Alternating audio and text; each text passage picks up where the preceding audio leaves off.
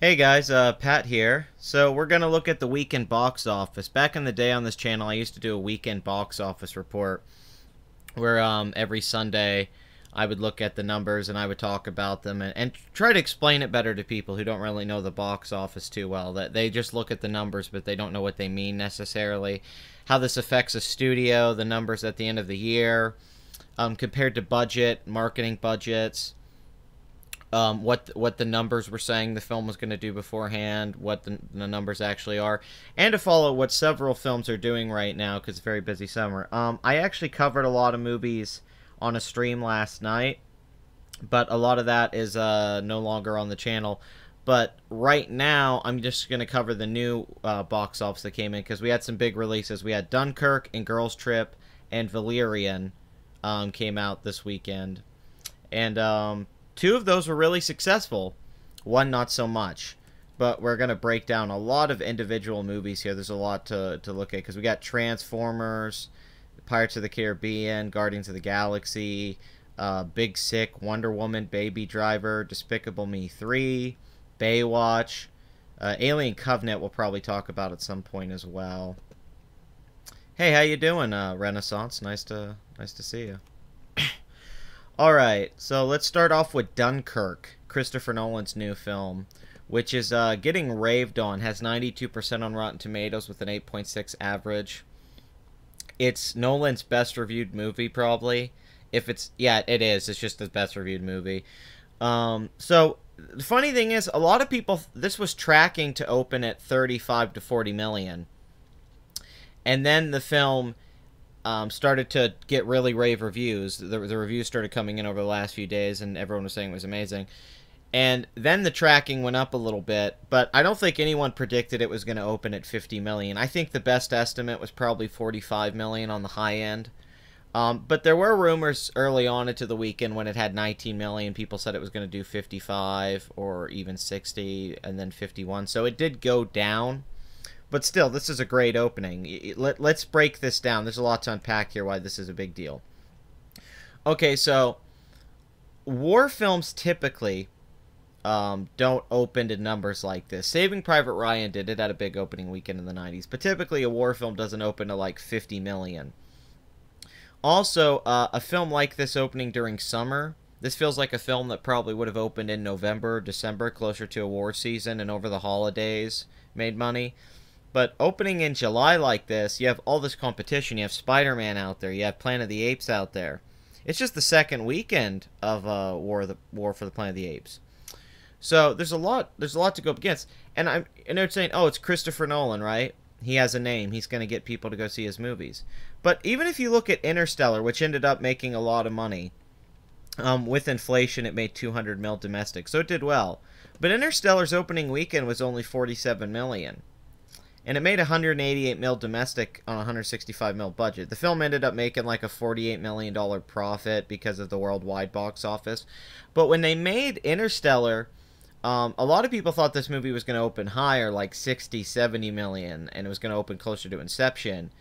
And it didn't really do that, but it didn't like make bad box office. This is, I mean, for an original sci-fi movie, 190 million is like amazing. You know, no knocking that.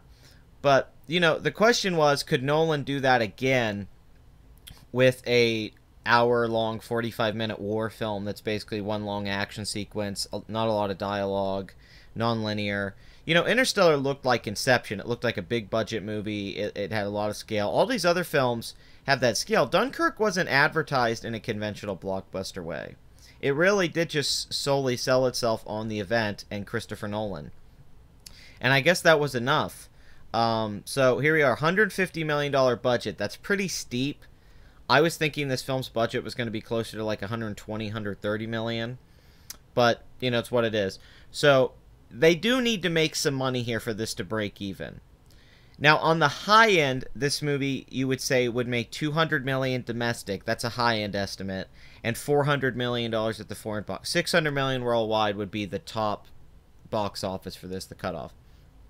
On the low end, if this drops, we're probably looking at like 145, 150 million domestic, which wouldn't put it over the budget really, and with marketing and ticket gross percentage that the studio gets, that wouldn't be in profit. But let's say it makes 250 to 300 million at the foreign box office. So we're looking at like, let's say 450 million worldwide. So I think if this makes 500 million worldwide, they'll probably, even 450, I think they'll probably break even and get ahead. So, I don't know, but this could go either way. It really depends on the second weekend, but this is a great opening weekend. A 50 million, 500,000 opening on a $150 million budget. I mean, it's close with Mad Max Fury Road, but I think even that movie opened, yeah, 45 million. See, and that went on to do 154 million, which I think Dunkirk's going to play very similar. Probably do a little bit better, like 180 million, and 300 to 400 million worldwide. But yeah, we don't know. Or is Dunkirk going to play like The Revenant, where it ended up being a huge hit, and it was a long art film that didn't have a lot of dialogue and sequences either. So it's up in the air how Dunkirk's going to play into August, September, I guess even October, for being honest, if it holds that well. But if next weekend's like 25 to 30 million, that's a good sign for this movie. If it has a below 50% drop or around there, then we're looking at a movie here that could easily make a lot of profit. But with this is just good numbers though. Basically that Nolan could get this opening weekend. I'm worried it's going to be a little front loaded, and a lot of people that wanted to see this movie went on opening weekend, or it's going to turn into a big surprise blockbuster. I don't really know. It's up in the air. Hello, Jennifer. The Russians have the right idea on this film. What is... Jennifer Compton. That's a funny name. I mean, it's not funny like I'm mocking you. It's an interesting name, I guess. Okay, Girls Trip. This is even more impressive. Okay, let's look at Girls Trip. This is directed by Malcolm D. Lee, and if you don't know who that is, he actually got a start years ago directing this film, The Best Man, and Roll Bounce. I actually like Roll Bounce quite a bit. But he did The Best Man Holiday, and that film actually ended up being the surprise hit. It had the same opening weekend. Low-budget film, made $70 million. Because there's this audience out there, the Tyler Perry audience, or you know, there's an audience out there for black women in their 40s, or just black people in general, movies for black people. I don't want to be that specific, but that's kind of what it is, and that's an audience that gets tapped into. Now, it never usually results in like $100 million movies, unless you break out with all demographics, like Straight Outta Compton. But still, a film like this, opening at 30 million, I think this probably branched out a little bit just from the demographic it was aiming for, which I'm assuming was black women in their 20s to their 40s. But for a $19 million budget, they did this as counter-programming to Dunkirk, serious war epic, and you know, being a big Nolan movie. It was clever. This film did get really good reviews. It does have Queen Latifah and Jada Pinkett Smith in it, who are names. But still, all things have to be said. This is a very successful opening weekend. This film could easily go on to make 70, 80 million, if not more. And that's a hit. That's a hit, and that's a great number 2. And there's really not a lot to say about that. It was just well done. It was a well thought out project. They brought it in on a lower budget. They knew the audience they were making it for. They did a great job releasing it on this weekend, and the success is there. You can't deny it. So I think you're going to be seeing a lot more of the... Oh, Get Out also branched out too. Black filmmaker, black lead actor. Made $250 million. So get ready, I think, to see more of these films directed by black filmmakers and with black leads in them, because they're doing really well consistently. No, I'm not on Valerian yet. I'm getting there though. That's the big story of the weekend, is Valerian and the City of a Thousand Planets. Okay, we're moving on to Spider-Man. Now, this has to be noted. I talked about this a little bit last night, but this is a big update, so there's a lot more here. Okay, so Spider-Man's been dropping pretty bad. Spider-Man... Now, this isn't so bad, a 50% drop, But last weekend, Spider-Man had a 62% drop, which was way steeper than anyone thought it was going to be. People thought it was going to be closer to 50% or even lower. So this movie was really front-loaded. And an issue is, this movie's actually going with inflation to be a lower grossing film than The Amazing Spider-Man. If we can get a... Damn, okay, I'm going to have to get those numbers. Hold on, let me get that real quick. Oh, mouse. Okay. But if you go look here, right? Okay, this film's at $251 million domestic. Now, the budget's $175 million, that's be noted. Amazing Spider-Man's budget was $230 million. And the sequel was $250. But this film's budget, that's the best part about it. But $251 million domestic, $320 million at the foreign box office. It's doing really well at the foreign box office. I definitely see it making $450 million, if not more there. So this is easily a film that's going to make $600, $700 million. But let's say $800 million is the high end, right? That's like the highest, which it could very well do. Let's look at The Amazing Spider-Man. This was the reboot, right? Opened to 62 million, although it had 137. 34%, 44% drop. Now, you're saying like, oh, well, this film, it's going to get outgrossed by the new Spider-Man Homecoming, and the budget was way higher. That's true. That's a good point. But look at this.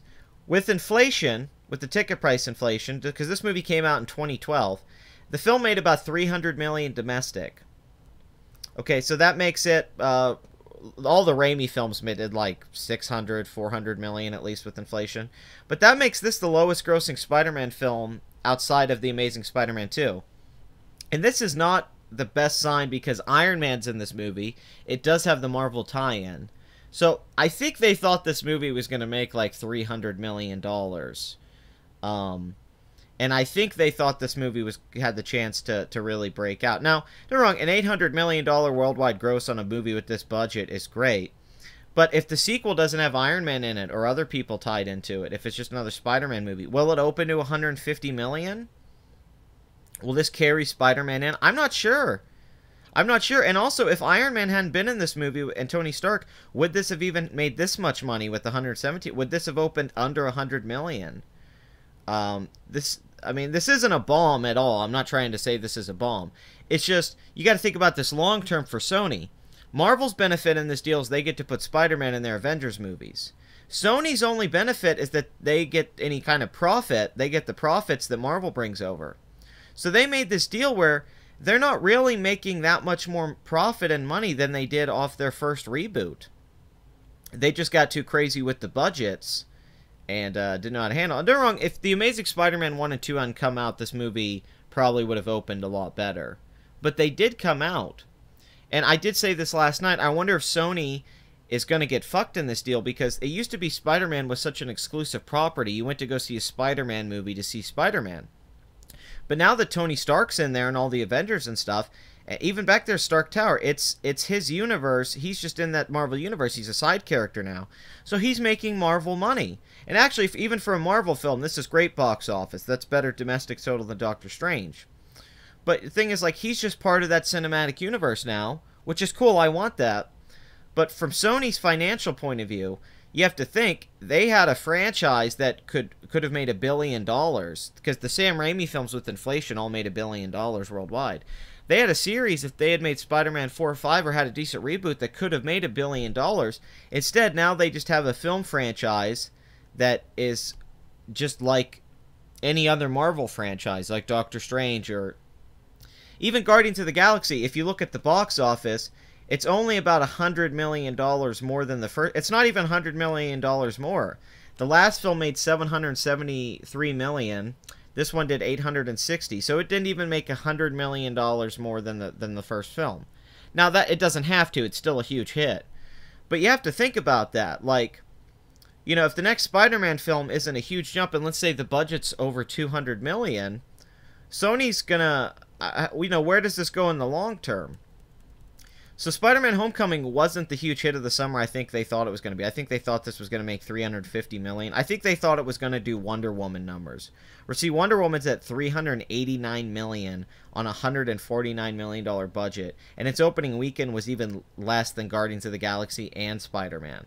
And it's outgrossed. It's definitely going to make more profit. So I think they would have been... This is what Spider-Man could have done in a different universe. But Wonder Woman feels exclusive. You wanted to see a Wonder Woman with just her, not Batman v Superman. It actually paid off for DC to introduce her in a little cameo and then do this. It actually paid off huge. Now, Wonder Woman got good reviews, but so did Spider-Man. So it's very interesting that that worked out the way it did. Netflix made a film for her about robbing a man. Really? Didn't know that. No, Rihanna's not a very good actor. Luc Besson's just a weird guy. Okay, War for the Planet of the Apes. This is not doing well. This is bad. I mean, it's not a bomb, right? But opening weekend, 56 million, which is the weakest opening weekend for the series. The previous film in the franchise opened to 72 million, right? Made 200 mil domestic. And then the film before that, Rise, opened to 54 million. With inflation, that would be a lot higher. So this film opened less than Rise did and has a budget of 150 million. And it's not going to make that domestic. This having a 63% drop is huge. That's not a good drop at all. That's not a 40% drop, a 50% drop.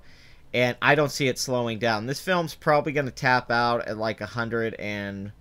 It might get to 150 million. Like it could scratch its way there, but it'd probably fall a little bit below. They're going to have to hope on the foreign box office on this that this movie makes like 350 to 400 million. And then they can hope they make a profit. You know, like I think 500 million worldwide, if this can get there, it'll probably break even and make a profit. But this sucks. This means there's probably never going to be a fourth film. After the critical acclaim of this movie, too, this film has 95% on Rotten Tomatoes, like an 82 on Metacritic. It's the best reviewed film of the trilogy. But I said this last night. I think Dawn was very disappointing to a lot of audience members, if not critics. I think it didn't have as much rewatchability as Rise did. It didn't have the emotional substance and the iconic moments. Like, remember when everyone was quoting Rise, like, Caesar is home, and that movie came out and was kind of a surprise? Dawn was a movie you went to go see expecting to be a masterpiece, and it was just kind of okay to good, I thought. And I don't know. I don't think this film, in the marketing and the trailers, made it look like a distinct enough film from the last one. So, you know, the numbers went down. They weren't able to build hype. It's just that average ape numbers. And I like the new Apes franchise, and I love Andy Serkis and Caesar. I'm upset. You know, I guess this is kind of my Alien Covenant, but this is doing a lot better. But it's upsetting because this film, you know, you would have thought it would make 200 million and, you know, 600, 700 million worldwide, and I just don't think it's going to. And, yeah, it's a long, depressing, kind of dark film.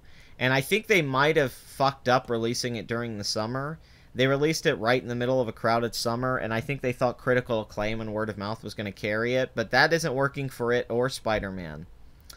And this is definitely the biggest disappointment of the summer financially is War for the Planet of the Apes. They're lucky the budget was lower and not higher, which probably because the technology got easier to use after the second film. But this is definitely I'd say a sign this franchise is, unless they can get that budget down lower to like 100 million. Which then this would look pretty good. But at the end of the day, for a film that got released in 4,000 theaters and it's the third film in a very acclaimed, successful trilogy, it should have outgrossed the previous film. And it's not going to outgross it. And, you know, it's... You know, we don't know if it's even going to outgross Rise. I don't think it's going to reach that domestic total of 176 million. Which sucks. You know, at best it was going to get to like 180 million. So War definitely disappointed, and it continues to do so. And the studio's probably very upset. That's not bringing in. That's a big drop. Everything 2007 was emo. Yes, it was. No, I'm not knocking War for the Planet of the Apes. I like the movie. It's just not doing that well. It's just not connecting with audiences. Like I said, it's a crowded summer, man. You're going to see this movie, Spider-Man, Dunkirk, you know, Baby Driver, Wonder Woman. You know, there's a lot of movies out right now. It's tough for people to pick one. You know, War might have broke out in a different month. But releasing it right now, it just kind of gets lost. Because then when Dunkirk goes out, Dunkirk takes a lot of the audience away that would have saw War. Alright, so before we get to Valerion, let's get to Despicable Me first, because I want to point out here how Illumination Studios is just makes more money than anyone on the fucking planet. They had the most profitable film last year. The Secret Life of Pets made $350 million in profit. And that's because they send their animation over to be done in, like, Korea, where it's done really cheap. And Pixar has really detailed, beautiful animation, and they make these $200 million films. But then Illumination can send over and get a movie like this done for $80 million, which is nothing for an animated film. That's so cheap. Right, and the backgrounds look like shit, and the drawings are very simple. But look at this box office. $727 million worldwide on an $80 million budget. And this movie's probably going to make at least $250 million domestic. And it's going to easily make $800 to $900 million worldwide. So this is going to be one of the most profitable films of the year. You're looking at $200 million, $300 million plus profit. And this is after they've had several films make that kind of profit. Minions, $1.1 billion on a $74 million budget. Despicable Me 2, $970 million. I mean, it's just nuts. That movie, Sing, made $600 million. I think they're a terrible studio. And they just pander and make these films for little fucking kids and for everyone. But it works. Pixar is failing, at least at the box office, when it comes to this. Because look at Cars 2. I mean, Cars 3. Cars 3 got a $180 million budget, or $175, and it's made $250 million worldwide. And don't get me wrong, this film could end up even making $300 million worldwide. But they're going to have to make all their profit off the merchandise, which for the Cars franchise, the merchandise is nuts. It's made like $10 billion, counting Cars 1 and 2. But still, Pixar put a lot of money into this film, and they're not getting a return. Despicable Me 3, they didn't put dick into this movie. It's making huge numbers. So, from a business standpoint, Pixar might be making better looking films, even though nobody really wanted Cars 3. But if it's not a Finding Dory or an Incredibles 2, their original films don't seem to be making the kind of money that they should be making. Especially when compared to other Disney films. Yeah, they are very generic. No, the movies they make are fucking generic as shit. I kind of like the first Despicable Me. Okay, and Baby Driver, awesome for Edgar Wright. Look at this movie, holding great. 20 mil opening weekend, 36 drop, 33 drop, 31 drop. Every drop is lower. Look, last weekend was 8 million. This one is 6. This film is probably going to break 100 million. I didn't think it was going to. I thought it was going to tap out at about 90, but if it holds like this, we're looking at the first $100 million Edgar Wright film. And this is his first film to make $100 million worldwide. Before this, his highest grossing film was Hot Fuzz, I think. Yeah, Hot Fuzz made $80 million worldwide. But none of his films have done well domestically. His highest grossing film was $35 million. And that was Scott Pilgrim, which was a bomb. Scott Pilgrim lost a lot of money. So this, and I love Scott Pilgrim, but yeah, just look at the... Look at this. The budget was $60 million, and they said it was even higher than that. It only made $47 million worldwide. Yeah, they didn't make any profit off that. But, yeah, $120 worldwide on a $34 million budget. This film's probably going to clear over its budget worldwide. It's probably going to make $150 million, if not more. So, there's no way this isn't making a profit. It shows you that original movies are doing better on a lower budget than these big budget franchise films. This is going to probably make more profit for what it is, for contextually, than what the numbers Spider-Man and War are really supposed to be bringing in. I mean, this is not despicable, but Baby Driver, this is really fucking good numbers. So for Edgar Wright, this is huge. This means he's probably going to get to make more movies than we usually have to wait. He has a hard time getting films made. It's a great bounce back for him after Ant-Man. And, you know, it's just, yeah, this ended up becoming a crowd pleaser that really caught on with people. And, I don't know why his other films didn't. It makes me wonder if it was the British thing. Is why people didn't go see Hot Fuzz. So how SJW retarded is live action Aladdin looking? That's funny, man. Okay, so now that we're through with those, and we're going to look at some other ones real quick down the road, like maybe Wonder Woman and Guardians. Valerion and the City of 1,000 Planets. This is a fucking bomb. Holy shit, Luc Besson. $210 million budget, 209.184 million to be exact. But this film, they were trying to say the budget was even less, like 180. They spent a lot on this. This is based off a French comic, I think, from the 60s, and still been running. I've actually read some of the comic and seen some... I think I saw an anime based off Valerian. It's really good. It's like a great story, but once again, Dan DeHaan shows he's box office poison. I don't know how this guy keeps getting work. Like, look at this, A Cure for Wellness. He was in the Amazing Spider-Man 2 and fucking sucked in it. The only thing he was ever in that everyone loved him in that was a hit was Chronicle. And that was the one time. But, like, this guy's not a star. The girl's pretty hot. Cara Delevingne. She's really attractive, but that's just me being shallow. That doesn't mean anything. She's not a name. Rihanna and Clive Owen, Ethan Hawke, who I love, but 17 million opening weekend. This film's probably not even going to make 30, 40 million total. I doubt it's going to even make, like, it's not making 50. And then worldwide, Jesus, even if this makes 300 million worldwide, if the foreign box office is huge, like The Fifth Element, where that movie did 63 million here and 200 mil worldwide, even if the foreign box office is huge, like 250 million, they're still not going to make a profit on this film. If this movie makes $350 million worldwide, they're still going to be in a negative cost because that budget is fucking insane. And then think about marketing. They probably spent 30, 40, maybe even 50 million on fucking marketing. Oh my god. The reason this even got made was because Luc Besson, I think because Lucy. Okay, he came in with Lucy and made this movie on a $40 million budget. And ended up making 126 mil domestic and 463 million. Lucy was a huge hit. It gave the illusion that Scarlett Johansson was becoming a big star outside of Marvel, but now Rough Night and Ghost in the Shell have shown that's just not true. Like, it's like, oh, Ghost in the Shell's a bomb, Rough Night's a bomb. So it's not like ScarJo just has this huge box office pull.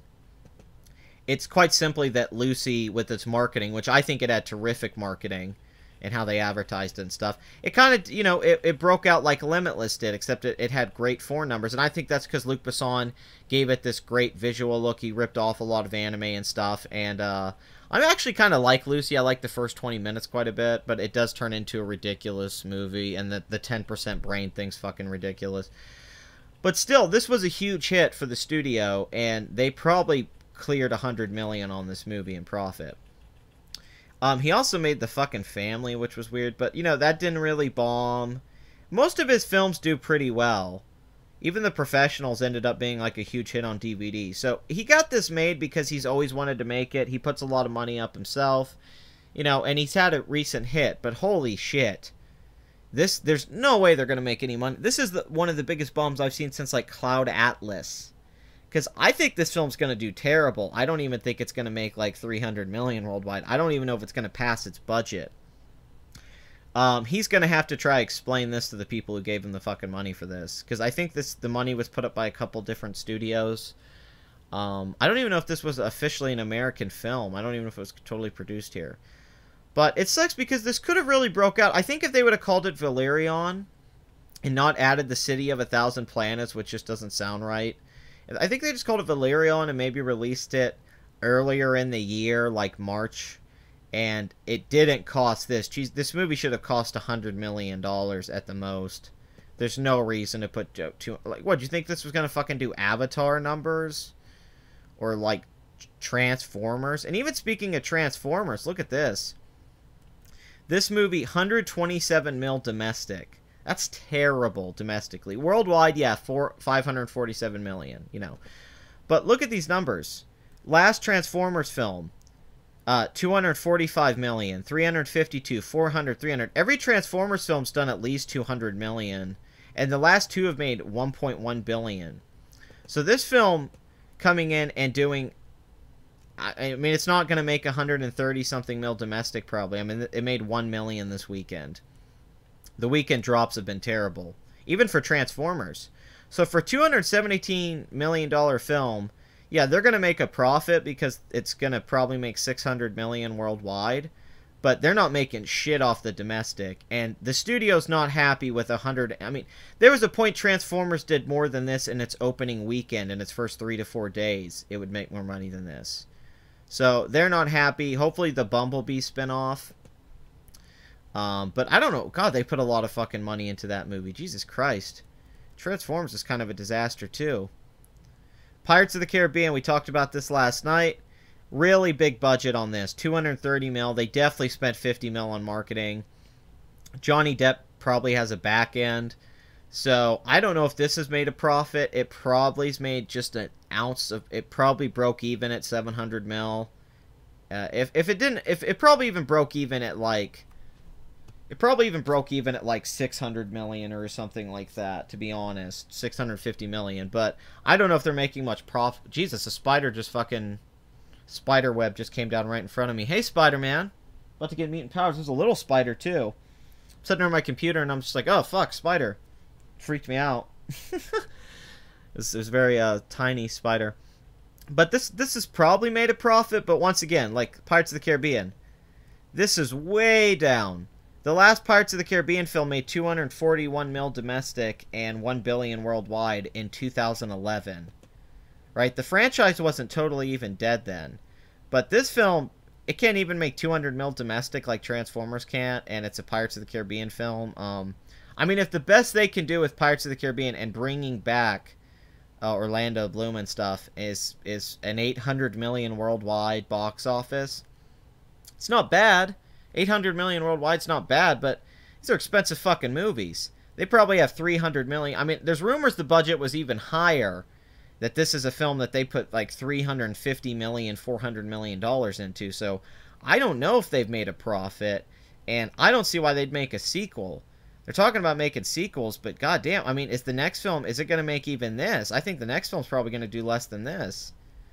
So, they just don't know how to... They really killed the Pirates franchise. If they had taken care of the franchise and nurtured it after the first movie, even the first couple movies, and groomed it right, they could have had a franchise that consistently made money, that consistently made like $1 billion every time a new film came out. But they fucked it up, because people love Pirates of the Caribbean. The first one was a modern classic, and people keep going to these movies wanting to recapture that first movie. And, you know, this franchise, it's been around now for, God, over a decade, but still, you gotta say, they wanted this to do better. They probably thought this could have made $1 billion. I think they put the money into it because they thought, oh, it'll probably make $1 billion like the last one. The Mummy, Tom Cruise, 392 million worldwide. The budget on this isn't too bad, but I still don't think they're probably not in profit yet because the domestic total's bad.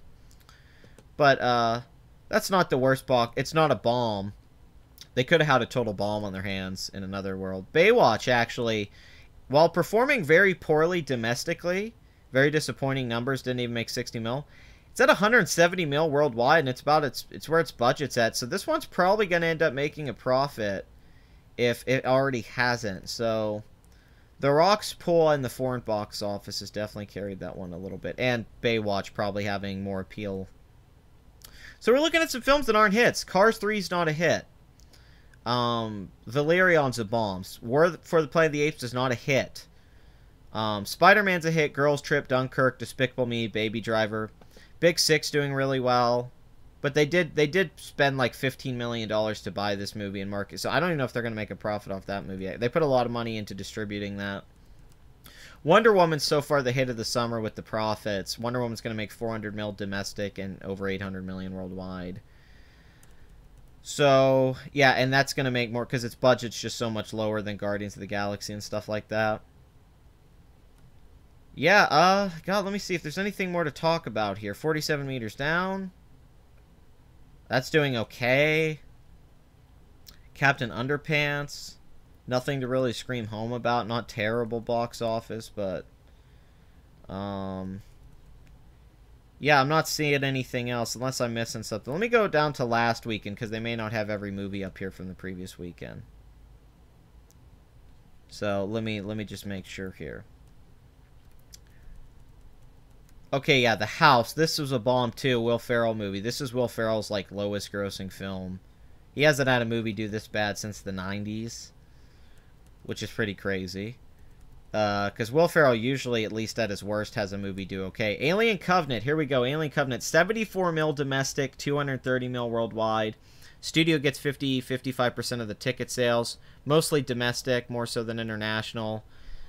Just looking at this, there's no way they made a profit off this movie yet. This movie needed to make 300 to 350 million to break even. I'm sure 350 million, really. And I don't see them doing that on home video. And news came out recently that they might be reconsidering what they want to do with this franchise. Fox is coming out that they may be canceling what Ridley Scott wants to do with it and then recalibrate it. And the Smurfs movie here even not doing that great compared to the other ones. The other ones all made like 500 million. So a lot of films are down this year. A lot of franchises. Alien. I mean, for an Alien film not to even make 100 million at the domestic box office is terrible. I mean, just only make about 74 million makes it look like only the small, loyal fan base of Alien fans went to go see it, and that was it. That it didn't break out beyond that at all. And it shows that the franchise doesn't have that big of a fan base if the most we can muster is 74 million, which is about the average number for your typical Alien film is around there. Even a bad one can pull in those numbers. About 80 million. Yeah, even Alien vs. Predator did better than that at the box office. Jesus Christ. That's fucking pathetic. Especially for it being like a Ridley Scott movie and all that. I don't know what they were thinking with that movie. There was no way that was going to make the money they thought it would. It's just ridiculous. They need to make more of these films like Baby Driver or Get Out, or they need to think more like 15, 5, 20 million, 30 million. They need to think more a film that could make a lot of profit, like a La La Land. Look at La La Land. Check out La La Land, Damien Chazelle. This film cost $30 million. Fucking 444 million worldwide. Now, Ryan Gosling probably got a huge back-end and Emma Stone, but still, even if this film would cost 60 million, this is huge. And it's because, you know, he didn't go into it thinking, I'm going to make a $150 million movie that's going to be a blockbuster. He thought, I'm going to make a lower-budget film that's going to be a blockbuster. That's the approach to take. Try to keep the budget as low as possible, and then make it a block. Like Valerian, he should have thought, can I make this small? How can I make this as small as possible so I could turn this into a hit? Instead, you could tell that they spent every single ounce of money they wanted to, and he had everything he could use, possibly. There was no limitations. So it's just frivolous spending, and I hate that. I get wanting to do that, and you should knock a director's vision, but like even Covenant, they were very smart with the budget at 97 million, but still, why did they even make that movie? Did they think that movie was going to be a big hit? That it was going to do Prometheus numbers? Like, did they not realize the hype had died down 5 years later for the Alien franchise? It wasn't like the sequel came out like 1 or 2 years later. You waited a while. Wish Upon's not doing that great, especially for a horror film. It hasn't even passed its budget yet. God, so we have the Emoji Movie coming out. Oh, God. That's right. All Eyes on Me. Here's a perfect example of a movie they handled wrong. 40 mil budget. Everything was front-loaded opening weekend, 26 mil, because everyone went to go see it. You know, certain audience who like hip-hop, or a certain audience who... I'm sure it hit a certain black demographic of men in their 20s, but also people like Tupac. But it was all front-loaded. After that, it dropped so bad. This film's basically a bomb now. There's no way this made a profit. It only made $4 million more than its budget. So, this is one of those movies they didn't handle right. Right? They could have come in and made a great movie, done a Straight Outta Compton, which budget was actually even lower than this, like a $30 million budget, and prepped this film. John Singleton tried to direct this film at one point. I don't know why. I hear this film's badly directed and not that well made and stuff, too. It's kind of weird after Straight Outta Compton, a studio would make something like this. And it results in low profits. So, the big hit of this weekend, I think you have to give it to Girls Trip. But Dunkirk cannot be excluded for its box office prowess. And Christopher Nolan consistently delivering in a way that few directors have. Maybe a Spielberg. So looking at the hits of the year, though, just to wrap up. Kong, Transformers, Boss Baby, Your Name. I highly recommend that film. That's the highest grossing anime of all time now. 354 million worldwide. Logan, 616 million. Look at this. Logan's budget, 97 million. 600 million. Huge hit. This was a very smart move by Fox. Lower budget. Don't put all the money into it. So it looks like, yeah, the biggest hit of the year really is Beauty and the Beast. What the fuck am I saying? 160 mil budget, 1.2 billion worldwide. And then The Fate of the Furious, even though it's made less money than the previous two films domestically, and the budget's higher, it's made 1.2 billion worldwide, which makes it the second highest grossing in the franchise so far. So that's a huge hit, and can't deny that. Let's look at some of the comparisons here. Yeah, 17-day total for Spider-Man 1, 285 million in 2002. Those are 2002 numbers. God, Star Trek Beyond was outperforming War for the Planet of the Apes, Jesus. That's another franchise that lost momentum in its third movie. And it's hilarious. Wonder Woman outgrossed Batman v Superman, a film that has Batman and Superman in it. It also shuts up all those people that said, "Hey, yeah, but it was just a setup movie." You know, it's like, no, look how much money this movie's making without Batman or Superman in it, pretty much. So it just shows you that people didn't like the damn movie. And that's what it was. It wasn't any way you try and fucking spin it into something else. But if you guys like this, I'm going to try to do it on Sundays, where I look at the box office and explain it to you guys a little bit. But, yeah, Luc Besson's going to have to explain that Valerian money. Valerian Steel. I think it's Valerian, but I keep saying Valerian because of Game of Thrones. I'm thinking of Valerian Steel. Game of Thrones tonight, people. Episode 2. Alright. Stormborn. I'm thinking this episode's going to be a big one. I think it's going to be, because they kind of have to make the season what it is on the second episode here. With only being 7 episodes, a second episode's more like episode 4 of a Game of Thrones season. And as we all know, around episode 4 and 5, some shit happens, then we slow down again until we get into the final stretch.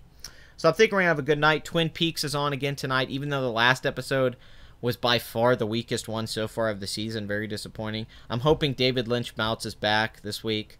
So can't wait for that. And thank you for watching me ramble on about the box office. I appreciate it. It means a lot to me. And I know I covered a lot of this last night, a lot of these specific movies. But for people who didn't catch that stream, this is a nice way for you to... yeah, the Comic-Con stream I did last night. If you didn't catch that stream, because I went back and edited last night and cut out about an hour of it, because a lot of it actually didn't focus on Comic-Con. Like me talking about the box office and Jake Paul, that has nothing to do with the Comic-Con stuff. So I tried to cut the video down and keep it focused on what people want to watch. Which, obviously, duh. You know, I have a problem where I go on tangents a little bit too much and keep a stream from being focused. But, yeah, I just wanted to do this. I didn't really want to have to try and edit it and keep it with some kind of structure. I like doing it kind of fun. You guys can talk about movies in the chat and have fun, and we can all discuss this together. So if you watch this video after the fact, tell me what you think in the comments. If you've seen these movies, what you think about the box office numbers. Give me some predictions. What do you know, predictions for next weekend and stuff like that. What do you think the Emoji Movie's going to open at? Stuff like that. Let's have fun with that. Give your predictions. Do you think Dunkirk's going to hold well? Do you think it's going to drop? And, you know, just stuff like that. I love talking about movies and franchises with you guys. I had so much fun at the Comic-Con stream last night. And this is, you know, the box office thing's kind of my most geek thing. But it's clever and it makes sense. Not clever, but it's smart to follow the box office. Because you see with the patterns of what movies are coming out and what audiences are liking and what Hollywood's going to make off the response to those movies. You're going to see more of these live-action adaptation of Disney animated films.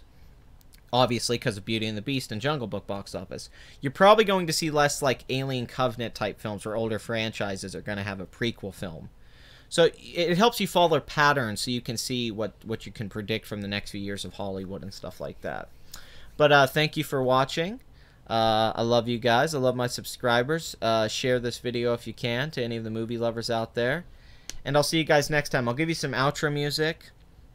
And if you guys just want to listen to some music and you guys can chat a little bit, I'll do that. See ya. See ya. I'm such a fucking nerd. It's awful. I can't even act cool on my own channel.